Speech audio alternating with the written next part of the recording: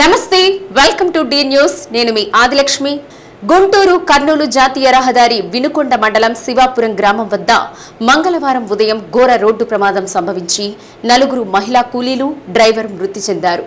ప్రకాశం జిల్లా ఎర్రగొండపాలెం మండలం గడ్డమీదపల్లి గ్రామానికి చెందిన 4 మహిళా కూలీలు నర్సరావుపేట వద్ద బొప్పాయి కోతకు బొలెరో పార్సిల్ వాహనంలో వెళుతుండగా శివాపురం వద్ద ఎదురుగా వస్తున్న కొబ్బరికాయ లోడ్ లారీ ఢీకొట్టింది.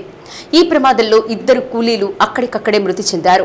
తీవ్రంగా గాయపడి అపస్మారక స్థితిలో మరో 2 మహిళా కూలీలను బొలెరో వాహనం డ్రైవర్ను వినుకొండ ఆసుపత్రికి తరలించారు. ముగ్గురి పరిస్థితి విషమంగా ఉండడంతో గుంటూరుకు తరలిస్తుండగా మార్గ మధ్యంలో మృతి చెందినట్లు స్థానికులు తెలిపారు.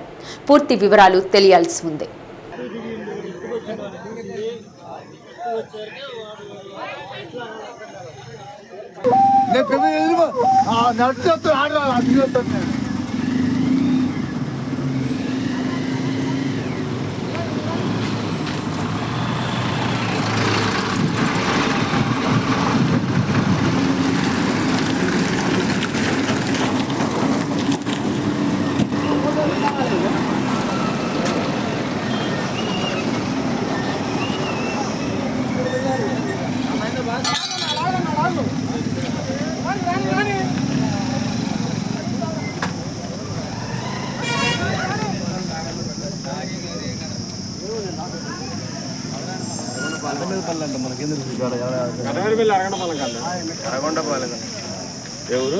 అరగొండపాలెం దాటా కావాలి పల్లెటూరు మిగతా వాళ్ళందరూ తీసుకెళ్ళిపోయారు.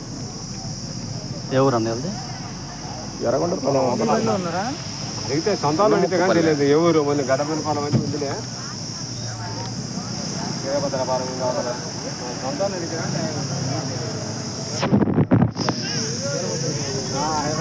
పీడీసీసీ బ్యాంక్ చైర్మన్ గా నియమితులైన Shri Sai cable and broadband private limited Ongole branch MD doctor Kamipalli సీతారామయ్యను పలువురు కేబుల్ ఆపరేటర్లు మర్యాదపూర్వకంగా కలిసి ఘనంగా సత్కరించారు.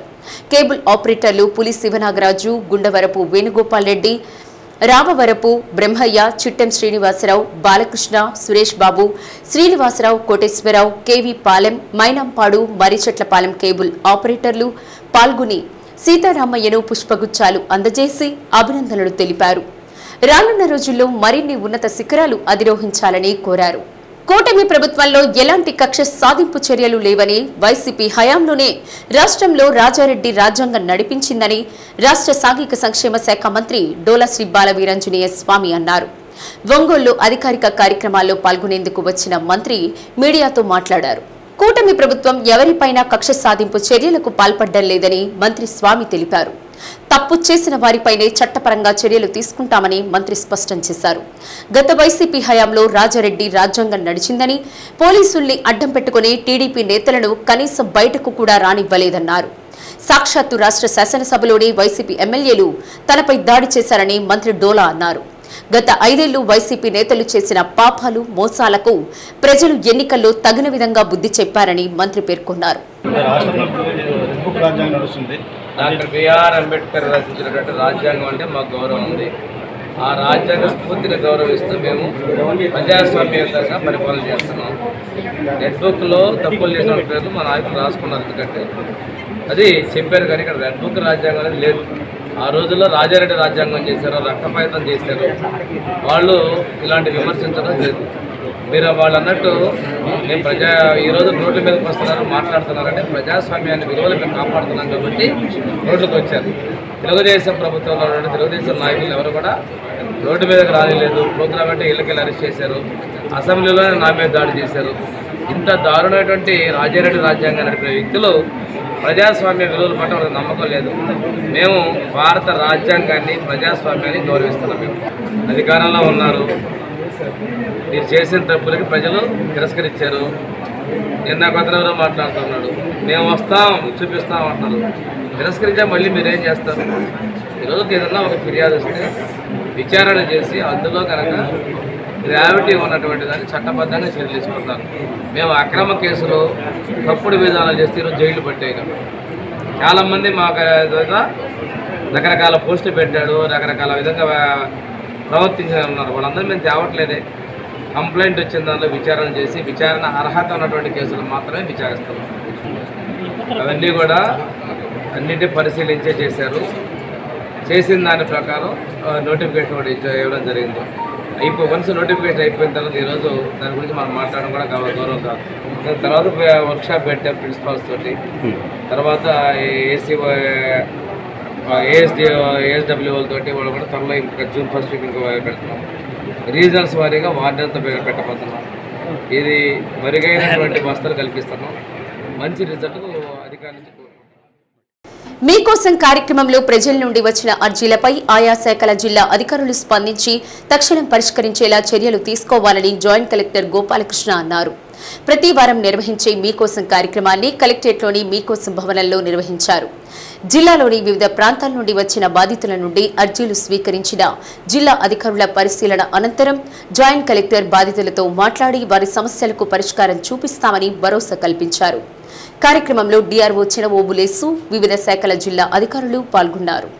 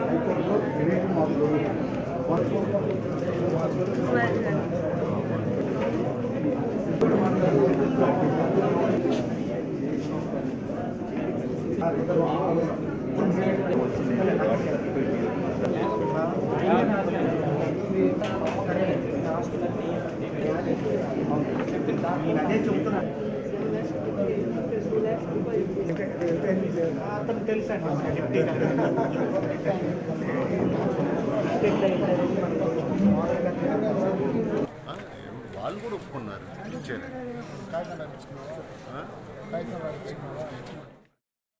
పొగాకు రైతుల్లో నెలకొన్న ఆందోళనను తొలగించేలా కంపెనీలు కొనుగోలు చేపట్టాలని విద్యుత్ శాఖ మంత్రి గొట్టిపాటి రవికుమార్ సూచించారు. పొగాకు ధరల సంక్షోభంపై ప్రకాశ భవనంలో బోర్డు అధికారులు, రైతు నాయకులతో సమావేశమయ్యారు. ఈ ఏడాది పంట దిగుబడితో పాటు సాగు ఖర్చులు కూడా పెరిగాయన్నారు. అంతర్జాతీయంగానూ ఉత్పత్తి పెరిగినట్లు తెలిపారు. ఈ పరిస్థితుల్లో రైతులకు ఎలాంటి నష్టం వాటిల్లకుండా కొనుగోలు చేయాల్సిన అవసరం ఉందన్నారు. ఇకపై కొనుగోళ్ల తీరును ప్రజాప్రతినిధులు, బోర్డు అధికారులు పరిశీలించనున్నట్లు తెలిపారు. సాంఘిక సంక్షేమ శాఖ మంత్రి డోలా శ్రీ బాలవీరంజనేయ స్వామి మాట్లాడుతూ మార్కెట్ అన్ని రకాల గ్రేడ్లను కొనుగోలు చేయాలన్నారు. అధిక పంట ఉత్పత్తిపై అపరాధ రుసుం వద్దని సూచించారు.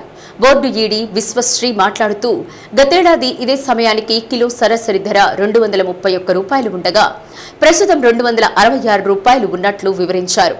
ఎమ్మెల్యేలు దామచల జనార్దన్, బిఎన్ విజయ్ కుమార్, ఇంటూరు నాగేశ్వరరావు మాట్లాడుతూ లో గ్రేడ్ను కొనుగోలు చేయని కారణంగా బేళ్లతో రైతులు పలుసార్లు వేలం కేంద్రాల చుట్టూ తిరుగుతున్నారన్నారు. తద్వారా రవాణా ఖర్చులు పెరగడంతో పాటు ఎండ తీవ్రతకు తూకం తగ్గుతున్నట్లు బోర్డు అధికారులు దృష్టికి తెచ్చారు. సమావేశంలో కలెక్టర్ తమీం అన్సారియా, ఎంపీ మాగుంట శ్రీనివాసులరెడ్డి, జేసీ గోపాలకృష్ణ, బోర్డు చైర్మన్ యశ్వంత్ కుమార్ తదితరులు పాల్గొన్నారు. సెకండ్ క్వాలిటీ కానీ థర్డ్ క్వాలిటీ కానీ ఏదైనా వచ్చినాయి ఇప్పుడు కాదు మళ్ళీ కొంటామంటున్నారు.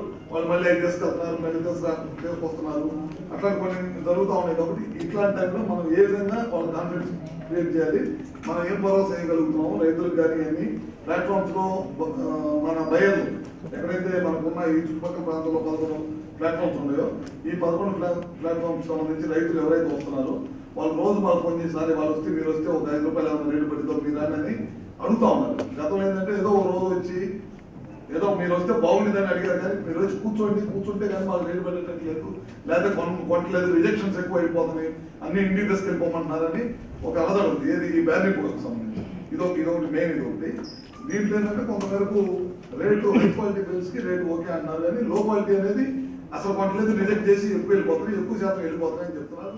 అది ఎంతవరకు అనేది మీరు కొనుగోలు చేస్తున్నారు కాబట్టి ఆల్రెడీ లాస్ట్ క్రాప్ ఏదైతే 215 మిలియన్లు వచ్చిందో ఈసారి వేసేటప్పుడు ఎవరైతే బయర్స్ ఉన్నారో కంపెనీస్ ఉన్నారో వాళ్ళ దగ్గర మీరు ఎంత కావాల్సి వస్తుంది రిక్వైర్మెంట్ అనేది తీసుకున్నారుగా.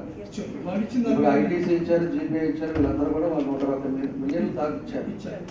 ఇప్పుడు మీరు చెప్పినట్టు ఇంకొక నెక్స్ట్ మంత్ జూన్లోనో పికప్ అవుతుంది అని చెప్పేసి మీరు అంటున్నారు. ఇక్కడేమో రైతులు కంగారు పడుతున్నారు, వాళ్ళు ఎక్కువ ఖర్చు పెట్టారు, రైతులకేమో ఇబ్బందులు ఉన్నాయి, వాళ్ళేమో మా దగ్గరికి వచ్చేసి వాళ్ళు ప్రాబ్లం ఫేస్ చేస్తారు.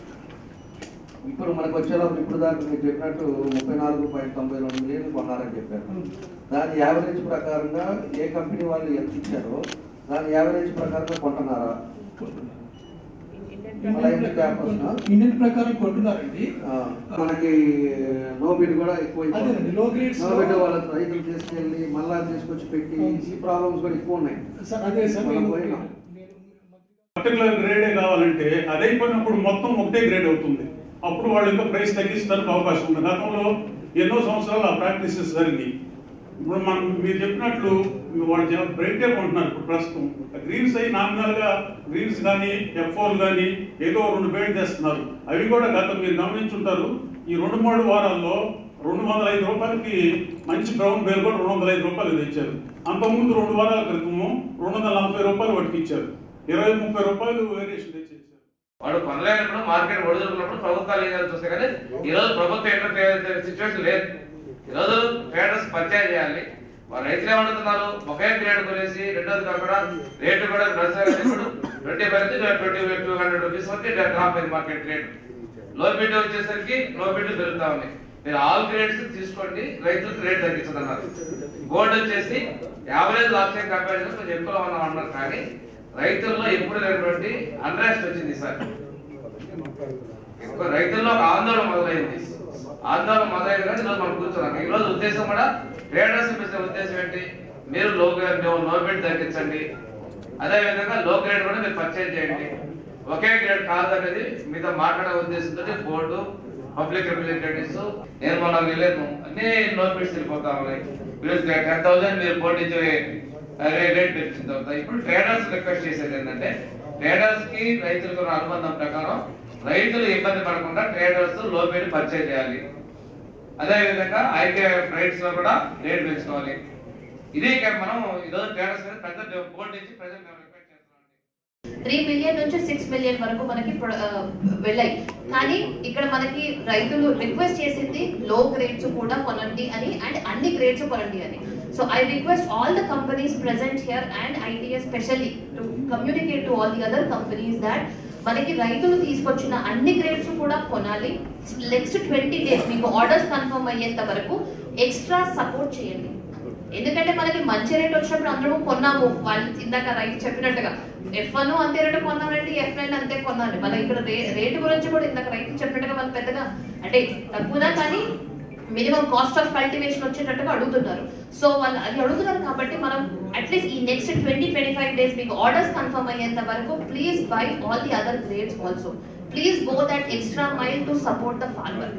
మనం ఈ టైంలో మనం సపోర్ట్ చేసుకోలేకపోతే వచ్చే సంవత్సరం రైతు పొగాకు వేయలేదు అనుకోండి, కంపెనీస్ అన్ని ఎక్కడికి వెళ్తాయి? కంపెనీస్ కొనకపోతే రైతులు లేరు, రైతులు లేకపోతే కంపెనీస్ లేరు. So it is mutually interdependent. అది మంచి ఈకో సిస్టమ్ గా. తప్పు చేసిన వారికి మాత్రమే రెడ్ బుక్ వర్తిస్తుందని, వారు ఖచ్చితంగా శిక్షను అనుభవిస్తారని విద్యుత్ శాఖ మంత్రి గొట్టిపాటి రవికుమార్ హెచ్చరించారు. ఇది ప్రజల ప్రభుత్వమని, ప్రజలు స్వేచ్ఛగా తిరగాలనే కారణంగానే ఎవరిని ఇబ్బంది పెట్టడం లేదని, పెట్టబోమని మంత్రి గొట్టిపాటి తెలిపారు. ఒంగోలులో మీడియాతో మాట్లాడారు. జగన్మోహన్ రెడ్డి సర్కార్ విద్యుత్ శాఖను ఆదాయ వనరుగా వాడుకొని ప్రజలపై మోయలేని భారం మోపిందని మండిపడ్డారు. కూటమి ప్రభుత్వం ఎటువంటి విద్యుత్ ఛార్జీలను పెంచలేదన్నారు.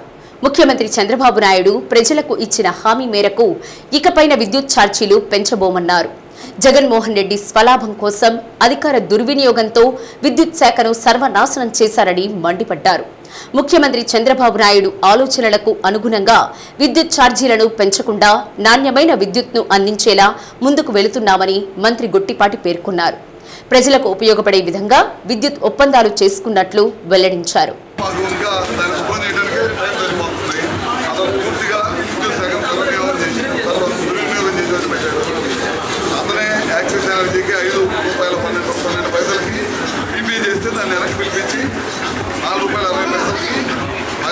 సాయంత్రం పూట పీక్ అవర్స్లో కూడా విద్యుత్ సరఫరా చేసే ఒప్పందం చేశాము. అదే కాకుండా దాదాపు 60%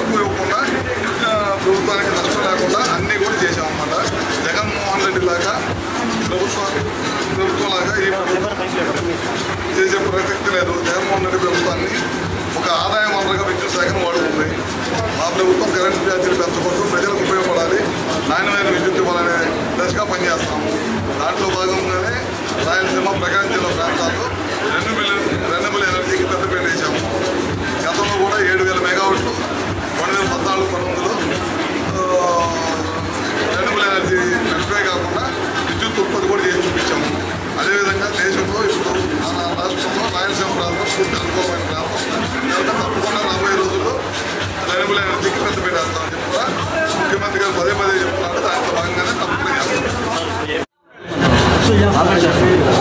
రెడ్ బుక్ రాజ్యాంగం ఎవరైతే తప్పు చేశారో వాళ్ళందరూ కూడా రెడ్ బుక్ వర్తించింది. అంతేగాని అవసరం లేకుండా పదే పదే ఎవరు పడితే వాళ్ళని ఈ ప్రభుత్వం ఎంప్లిమెంట్ చేయదు. ప్రజలు స్వేచ్ఛగా తిరిగే ప్రభుత్వం. ఎవరైతే తప్పు చేసి అవసరం లేని పనులు చేశారో ప్రమాదంలో మరణించిన కొండెపి నియోజకవర్గ టీడీపీ కార్యకర్త తానుకొండ వెంకట్రావు కుటుంబానికి 5 లక్షల రూపాయలు కార్యకర్తల బీమా చెక్కును మంత్రి డోలా శ్రీ బాలవీరాంజనేయ స్వామి అందజేశారు. సీఎం చంద్రబాబు, మంత్రులు లోకేష్, డీబీవీ స్వామికి కార్యకర్త కుటుంబ సభ్యులు తెలిపారు. కార్యకర్తలు కష్టాల్లో ముఖ్యమంత్రి చంద్రబాబు నాయుడు, మంత్రి లోకేష్ అండగా నిలుస్తారన్నారు. దేశంలో ఏ రాజకీయ పార్టీకి లేని విధంగా టీడీపీ కార్యకర్తల సంక్షేమ నిధి ఏర్పాటు చేశామన్నారు. పార్టీ కోసం ప్రాణాలు సైతం ఫలంగా పెట్టి పనిచేసే కార్యకర్తలు టీడీపీ సొంతమన్నారు. కార్యకర్తలకు మంచి చేసే విషయంలో చంద్రబాబు, లోకేష్ ఎప్పుడూ ముందుంటారన్నారు. గౌతమ బుద్ధుని పంచశీల సూత్రాలను పౌర సమాజానికి తెలియజేసే బాధ్యత బౌద్ధ సంఘాలు నెరవేర్చాలని, తద్వారా సమాజంలో నేర ప్రవృత్తి తగ్గించవచ్చని ఏఎస్పీ అశోక్ బాబు అన్నారు. బౌద్ధ నాయకులు అధికారులతో సంబంధాలు కలిగి ఉండాలన్నారు. ఒంగోలు నిర్మల్ నగర్ పార్కు వద్ద బౌద్ధ ధర్మ ప్రచార కేంద్రం ఆధ్వర్యంలో జరిగిన 2568వ బుద్ధ జయంతి వేడుకల్లో ఏఎస్పీ ముఖ్య అతిథిగా పాల్గొన్నారు.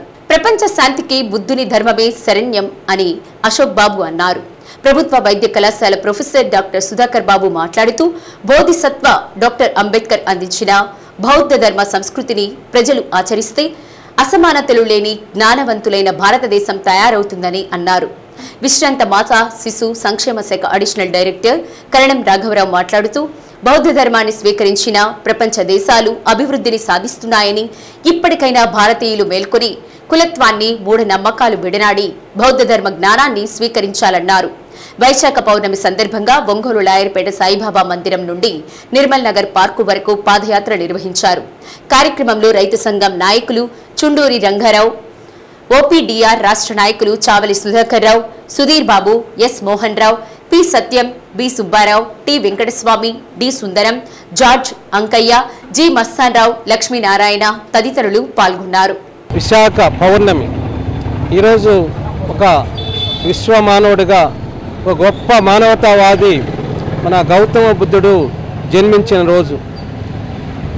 క్రీస్తుపూర్వం అంటే 568 సంవత్సరాలు, క్రీస్తుపూర్వం అంటే 2568 సంవత్సరాలు ఆయన పుట్టి ఈ అఖండ భారతదేశంలో గౌతమ బుద్ధుడు పుట్టి అప్పుడున్న ఒక రాజవంశంలో పుట్టి యువరాజుగా ఉంటూ అక్కడున్న పరిస్థితులు చూసి, యుద్ధాలు చూసి, అక్కడ తారతమ్యాలు చూసి, అక్కడ పరిస్థితులు ఒక అసమానతలు చూసి ఈ ప్రపంచం ఇలా ఉంది, మనిషి అనేవాడు సమానంగా ఉండాలి, మానవత్వంతో ఉండాలి, సమసమానంగా జీవించాలి అని చెప్పేసి ఆయన ఈ యుద్ధాలు అనేది వద్దంటే అక్కడున్న యజ్ఞాలు, యాగాలు అనేవి కూడా చేసుకుంటూ అక్కడున్న ఈ పరిస్థితులన్నిటికి కూడా ఆయన వ్యతిరేకంగా పనిచేశాడు. ఆయన్ని సంఘ బహిష్కరించారు.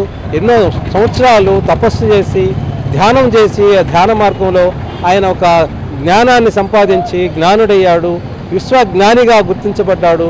ఆయన జ్ఞానం పొందింది మనిషిగా చూడాలి, మానవత్వంతో చూడాలి, అదేను మనిషిలోనే ఒక దైవత్వం ఉంది అని చెప్పేసి ఆయన కనుక్కొనేసి ఆ తర్వాత మన అష్టాంగ మార్గం ద్వారా, తర్వాత మనకి పంచశీల ద్వారా మనిషి జీవిస్తే మనిషిగా జీవించవచ్చు, ఆ తర్వాత చనిపోతాడు. ఇదే మనిషి పరమాత్మ. ప్రపంచం మొత్తం మీద భారతదేశంలో పుట్టి పెరిగినటువంటి బుద్ధిజం ఈరోజు మనం ఉపయోగించుకోవడంలో చాలా వెనకబడి ఉన్నాం. దీన్ని ఉపయోగించుకొని ప్రపంచ దేశాలన్నీ, చిన్న దేశాలు కూడా ఎక్కువ అభివృద్ధి చెందాయి. ప్రతి వ్యక్తికి బుద్ధిజం అనేటటువంటిది మార్గదర్శకంగా ఉంది. దాన్ని ఉపయోగించుకున్నటువంటి వాళ్ళు ప్రయోజనాలు పొందుతున్నారు, ఉపయోగించుకోలేనటువంటి వాళ్ళు దుఃఖమైనటువంటి జీవితాన్ని గడుపుతున్నారు. పుట్టిన దగ్గర నుంచి మనిషి మరణించే వరకు జీవన విధానాన్ని తెలియజేయటమే బుద్ధిజం అనేటటువంటిది. ఈ జీవన విధానం అనేటటువంటిది ప్రతి వ్యక్తి ఆచరించడం ద్వారా సమాజం మొత్తం కూడా ఆచరించడం అనేటటువంటిది జరుగుతుందని గౌతమ బుద్ధుడు తెలియజేసి, దాన్ని మనం ఆచరించడానికి అష్టాంగ మార్గాన్ని ఇచ్చి అదేవిధంగా మనిషి దుఃఖసాగరంలో ఉండకుండా ప్రతి నిమిషం కూడా నిత్యానందంతో బ్రతకడానికి కావాల్సినటువంటి అనేక రకాలైనటువంటి పద్ధతుల్ని కూడా మనకి భారతదేశంలో పుట్టినటువంటి బుద్ధుడు మరి అందరూ మనుషుల్లోనే మానవత్వం ఉంది, అందరూ సమానంగా ఉండాలి, అందరికీ సమాన హక్కులు ఉండాలి, ఎదుటి మనిషికి పడే దాంట్లోనే మా దేవుడు ఉన్నాడు అని చెప్పినటువంటి మహానుభావుడు మరి ఈ రోజున పౌర్ణమి గిరి ప్రదక్షిణ కమిటీ ఆధ్వర్యంలో ప్రతి నెల పౌర్ణమి సందర్భంగా జరిగే గిరి ప్రదక్షిణ వైశాఖ శుద్ధ పౌర్ణమి సందర్భంగా జయరాం థియేటర్ వద్ద ఉన్న గోశాల నుండి గిరి ప్రదక్షిణ ప్రారంభించారు. ముందుగా గోశాలలో గోపూజ జరిపించి శ్రీదేవి భూదేవి సమేత శ్రీ వెంకటేశ్వర స్వామి వారి ఉత్సవ విగ్రహాలను సుందరంగా అలంకరించి రథంపై ఆసీనులు చేశారు. గోశాల నుండి ప్రారంభమైన పౌర్ణమి గిరి ప్రదక్షిణ కేశవస్వామిపేట శర్మ కళాశాల గద్దలగుంట ఆర్పి రోడ్డు మీదుగా శ్రీగిరికి చేరుకుని శ్రీగిరిలోని వెంకటేశ్వర స్వామి వారిని, స్కందగిరిలో శ్రీ వల్లి దేవసేన సమేత సుబ్రహ్మణ్యేశ్వర స్వామి వారిని భక్తులు దర్శించుకున్నారు. లక్కీ డిప్ ద్వారా గెలుపొందిన విజేతలకు స్వామివారి శేష వస్త్రాలను పౌర్ణమి గిరి ప్రదక్షిణ నిర్వాహకులు బొమ్మిరెడ్డి రాఘవరెడ్డి అందజేశారు. కార్యక్రమంలో ఆధ్యాత్మిక ఉపన్యాసకులు చిలకపాటి రంగారావు భక్తులు పాల్గొన్నారు.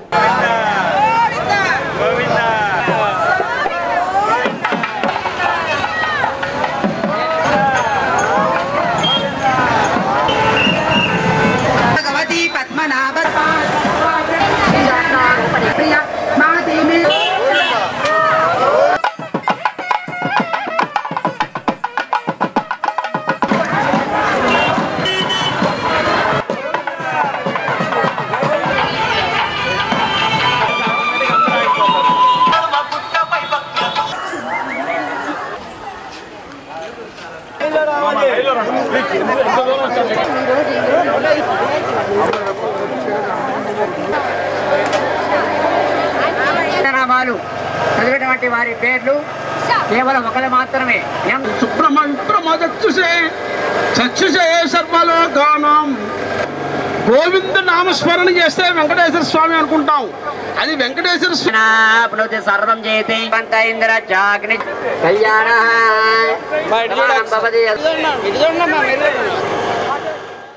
సంతపేట సాయిబాబా మందిరంలో ఈ నెల 22వ తేదీన హనుమన్ జయంతి సందర్భంగా అభయాంజనేయ స్వామి విగ్రహం వద్ద జయంతి మహోత్సవాలకు శ్రీకారం చుట్టారు. మహిళలు పెద్ద సంఖ్యలో పాల్గొని హనుమాన్ చాలీసా పారాయణ చేశారు. స్వామివారికి బల్లెలు, తమలపాకులు, మామిడి పండ్లు, సింధూరంతో స్వామివారికి పూజా కార్యక్రమం జరిపించారు. తొలి రోజు మందిరం అధ్యక్షులు అలహరి చెంచల్రావు, పార్వతి దంపతులు వారి కుటుంబ సభ్యులు ఉభయదాతలుగా వ్యవహరించి స్వామివారిని అర్చించారు. ప్రతిరోజు సాయంత్రం 7 గంటల నుండి సామూహిక హనుమాన్ చాలీసా పారాయణ నిర్వహిస్తున్నట్లు మందిరం మహిళా యువసేన అధ్యక్షురాలు దామచెల్ల కుమారి తెలిపారు. అర్చక స్వాములు సుధాకర్, సాయి పూజా కార్యక్రమాలను జరిపించారు. నారాయణ పరో జ్యోతిరాత్మా నారాయణ పరః నారాయణ పరం బ్రహ్మరత్నం తస్యాత్మేశ్వరం శాశ్వతం శివమచ్యుతం నారాయణం మహాజ్ఞేయం విశ్వాత్మానం పరాయణం నారాయణ పరో జ్యోతిరాత్మా నారాయణ పరః నారాయణ పరం బ్రహ్మరత్నం నారాయణ పరః నారాయణ పరో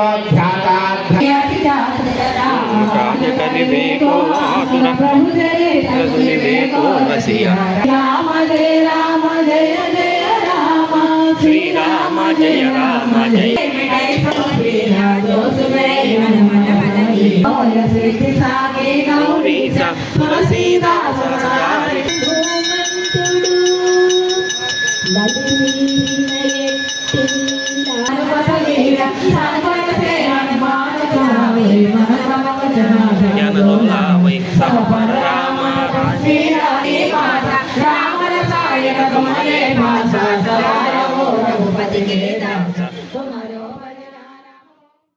లలిత కళా అకాడమీ ఆధ్వర్యంలో గాంధీ పార్క్ ఎదురుగా ఉన్న అన్నమయ్య విగ్రహం వద్ద అన్నమయ్య 617వ జయంతి వేడుకలను ఘనంగా నిర్వహించారు. అన్నమయ్య విగ్రహంతో పాటు తెలుగు తల్లి శ్రీకృష్ణదేవరాయల విగ్రహాలకు పూలమాలలు వేసి నివాళులర్పించారు.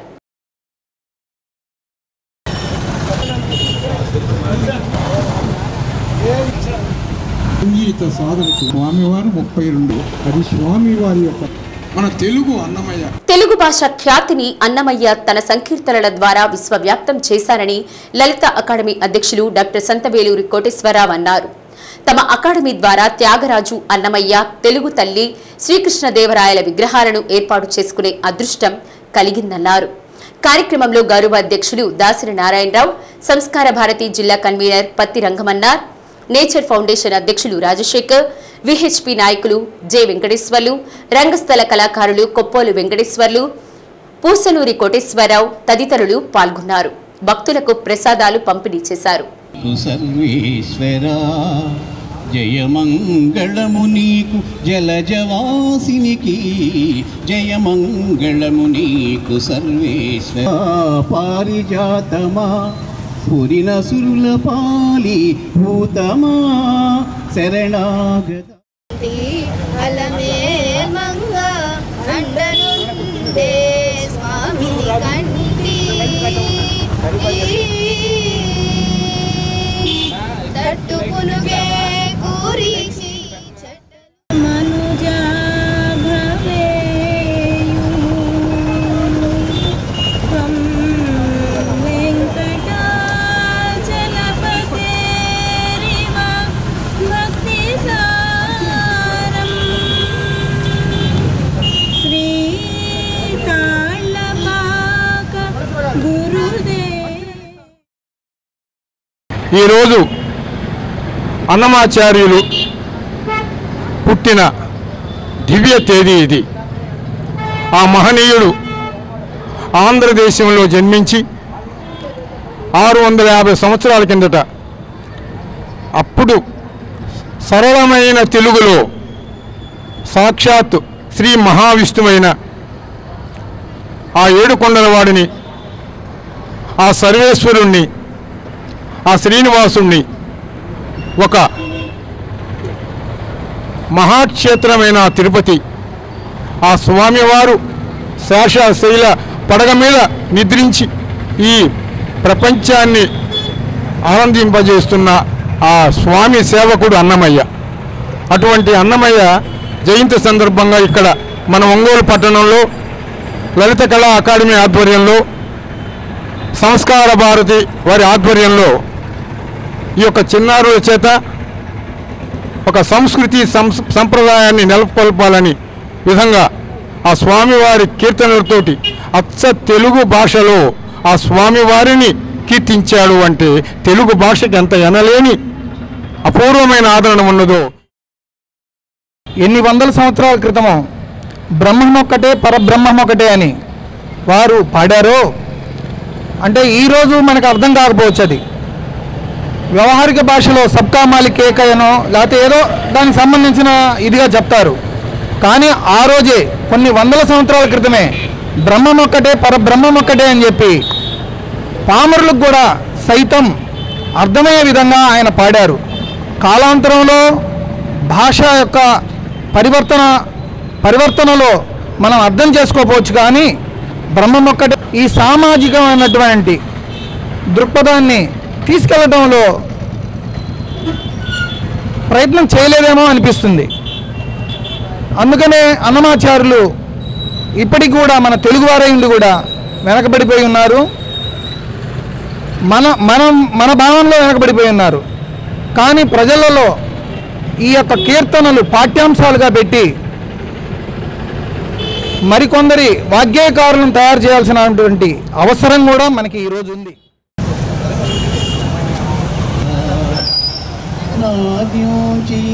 సింగరకొండ క్షేత్రంలో కొలువై ఉన్న శ్రీ ప్రసన్నాంజనేయ స్వామివారికి విశాఖ నక్షత్రం వైశాఖ పూర్ణిమ సందర్భంగా వేద పండితులు, అర్చకులు లక్ష తమలపాకుల పూజా కార్యక్రమం జరిపించారు. తదనంతరం స్వామివారికి మహానివేదన, పంచహారతుల కార్యక్రమం నిర్వహించారు. కార్యక్రమానికి ఉభయదాతలుగా గుంటూరు వాస్తవ్యులు, నో మార్నింగ్ స్టార్ ట్రావెల్స్ యజమానులు పొనకాల శ్రీనివాసరావు, యశోద దంపతులు పాల్గొన్నారు. పూజ అనంతరం దేవస్థానం వేద పండితులు, అర్చకులు ఉభయదాతలకు భక్తులను ఆశీర్వదించి తీర్థ ప్రసాదాలు అందజేశారు. భక్తులు అధిక సంఖ్యలో స్వామివారిని దర్శించుకున్నారు.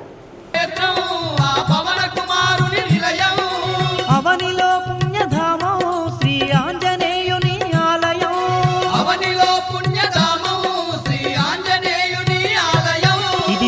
జనులను ఆదరించే క్షేత్రం దివ్య సుందరుడైన మారుతి మందిరం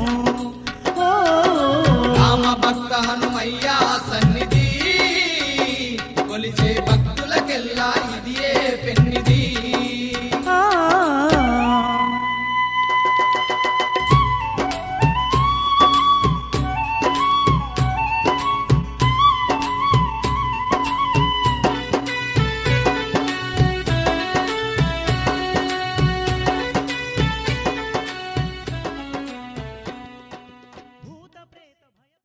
శ్రీ ప్రసన్నాంజనేయ స్వామివారి మహాకుంభాభిషేకార్థం కలశయాత్ర ఆధ్యాత్మిక సహస్రాధిక సువాసినుల పాదయాత్ర 19వ తేదీ గుండ్లకమ్మ నది నుండి సింగరకొండ శ్రీ ప్రసన్నాంజనేయ స్వామివారి దేవస్థానం వరకు ఓం హనుమతే నమః అను వేద మంత్రాలను స్మరిస్తూ చేస్తూ గుండ్లకమ్మ నది నుండి జలసేకరణ గజ సహిత మంగళ వాయిద్య పురస్సరంగా శ్రీ ప్రసన్నాంజనేయ స్వామి దేవస్థానం వరకు కలశయాత్ర ప్రారంభమవుతుంది.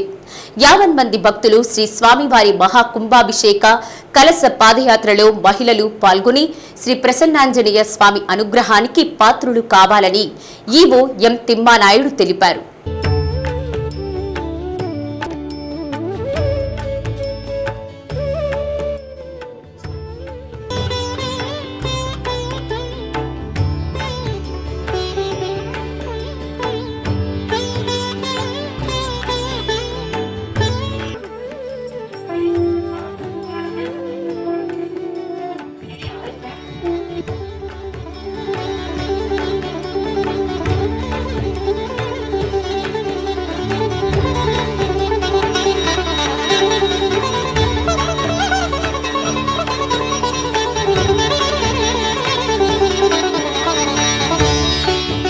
మనం అందరం ఎందుకంటే ఇక్కడ ఏ కోరికలు ఉన్నా కూడా ఆయన మనసులో ఉన్న మన కోరికలను ఆయన తీర్చగలిగే శక్తి ఉన్న క్షేత్రం ఇది.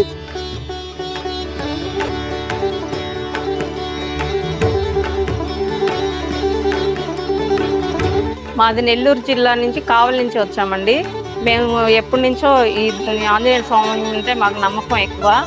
ఇట్లా వెంట్రుకలు ఇచ్చిన వాళ్ళందరూ మొక్కుబడి ఉండే వాళ్ళందరూ పొంగలు పెట్టుకొని తీసుకెళ్తారు ఇక్కడ నుంచి గుడిలోకి. మా కొడుకులు ఇద్దరికి ఇక్కడికి అన్నప్రదర్శన చేసాము, మా మనవాడ నలుగురికి ఇక్కడే చేసాం. మేము ఎప్పుడు వస్తాం సంవత్సరానికి ఒకసారి. స్వామివారి మొక్కున్న వాళ్ళు మాత్రం అందరు ప్రతి ఒక్కళ్ళు వచ్చి పొంగలు పెట్టేసుకొని స్వామివారికి నివేదన పెట్టి కొబ్బరికాయలు కొట్టుకొని ఆగ పూజలు అన్నప్రాసనలు పుట్టేంటుకలు అన్నీ చేసుకుంటారండి.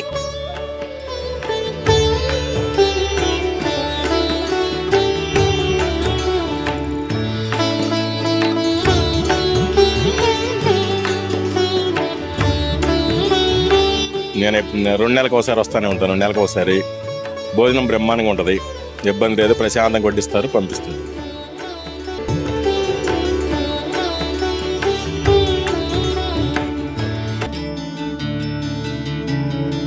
నమస్కారం. శ్రీ ప్రసన్నాంజనేయ స్వామి దేవస్థానం సింగరకొండ నందు నూతన దేవాలయం నిర్మాణం జరిగింది. ఈ నిర్మాణాన్ని మే 19వ తారీఖున ప్రారంభించడం జరుగుతుంది. ఆ సందర్భంగా కుంభాభిషేకాన్ని నిర్వహిస్తున్నాము. జగద్గురులు శృంగేరి పీఠాధిపతి స్వామివారిచే ఈ కార్యక్రమము దిగ్విజయంగా పూర్తి చేయడానికి కావాల్సినటువంటి ఏర్పాట్లు చేశాము. కావున భక్తులందరూ పాల్గొని ఈ దేవుని ఆశీస్సులు పొందగలరని ఆశిస్తున్నాను. డి న్యూస్ లో నేటి మాట. పిల్లలకి వస్తువులు ఇవ్వకపోతే కాసేపు ఏడుస్తారు, కానీ సంస్కారం ఇవ్వకపోతే జీవితాంతం ఏడుస్తారు. డి న్యూస్ ఇంతటితో సమాప్తం. నమస్కారం.